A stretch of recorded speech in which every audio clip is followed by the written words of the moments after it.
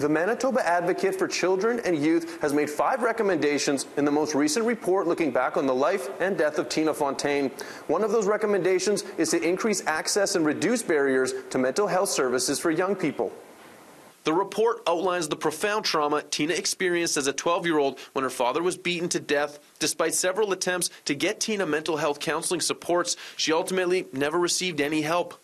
And the fact that she really struggled with the trauma that was attached to that, and trying to figure out her life and the changing things that were happening in it was happening at a critical time for her. And, you know, it was critical that she would be able to access mental health services. The mental health recommendation emphasizes culturally safe and supportive services that reflect the heritage and background of the person accessing help. Marion Cooper from the Canadian Mental Health Association says a person's mental health is an interconnected net of your psychological, social, emotional, cultural, and spiritual well-being. If this recommendation is followed, it would allow all those with First Nations backgrounds like Tina to reclaim their history while dealing with their trauma.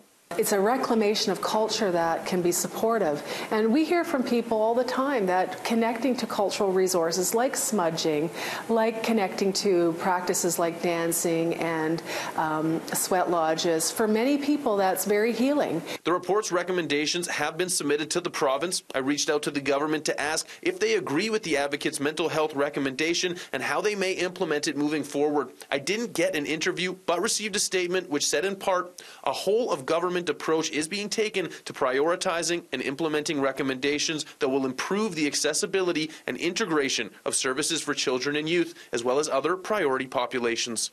With lives like Tina's hanging in the balance between recommendation and implementation, Marion Cooper says we could use the mental health services expansion sooner rather than later. Because if we can't help them when they're young, then we know those challenges can just grow, and then we have bigger challenges at a population level. The advocate's recommendations include a process where the system will be evaluated every 6 months to show progress being made towards the 5 key recommendations. The advocate will share those updates publicly. In Winnipeg, Mark Neufeld, City News.